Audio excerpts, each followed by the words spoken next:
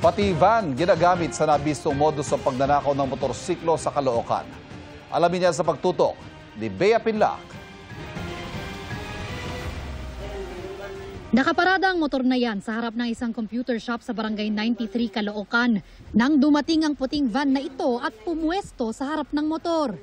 Sandaling tumigil ang van at kitang may mga sakay ito na bumaba roon. Maya-maya, sumakay na ulit sila ng van at saka umalis. Pero ang kaninang nakaparadang motor, wala na rin.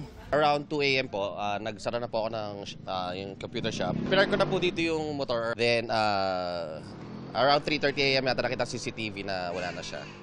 So, pagising ko po nalaman around 7 a.m. Ganun po. So, wala po akong idea na wala na pala siya dyan. Sa mas malapit na kuha ng CCTV, kita na pinagtulungan ng 3 lalaki na buhatin at isang sa van ang motor bago tumakas. For 4 years naman diyan ko lang siya pinapark. Nakalock po siya actually kaya comfortable po ako. So, ayun lang. Kaso nga lang binubuhatin pala. So, learnings po sa akin yon. Ayon sa barangay, ang modus ng mga suspect, may dala silang van, then iba yung ginagamit nila na plaka. Then, nung kukunin na yung motor, hinarang yung van para hindi masyadong kita sa CCTV. Hindi raw bababa sa 4 na tao ang sakay ng puting van.